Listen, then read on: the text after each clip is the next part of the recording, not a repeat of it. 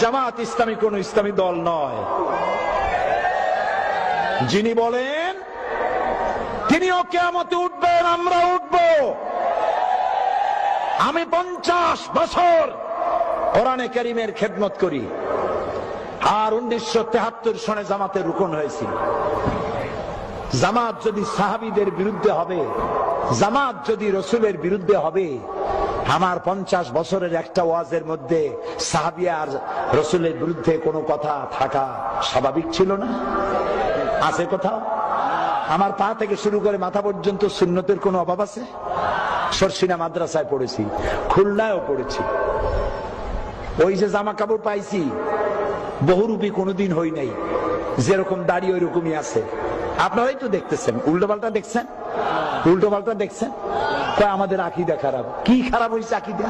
আমার কোন নেতা আকীদা খারাপের কথা বলেছে?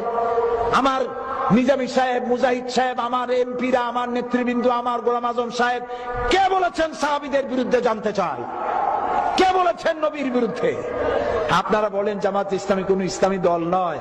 আল্লাহকে ভয় করুন, কিয়ামতে আসামি হতে হবে, আসামি হতে হবে, আসামি হতে হবে ইনশাআল্লাহ। আপনি যে কথা বলেন, আজ আমি নাম নেব না, আমি নাম নেব না।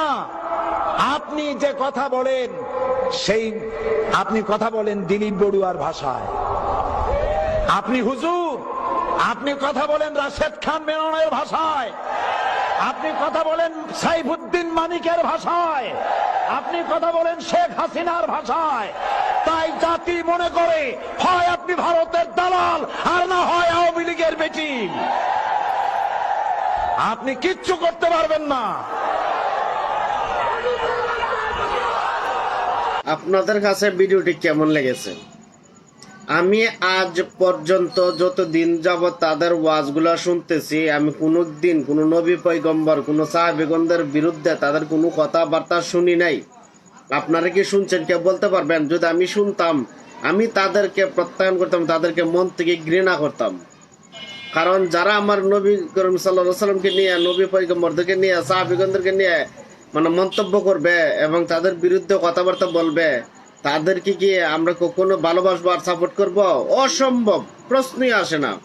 আপনারা যদি শুনে থাকেন তাহলে অবশ্যই কমেন্ট করে বলবেন যে কোন জায়গায় শুনছেন। আর যদি সাইদি সাহেবের কথা একমত হন তাহলে ভিডিওটি শেয়ার করবেন।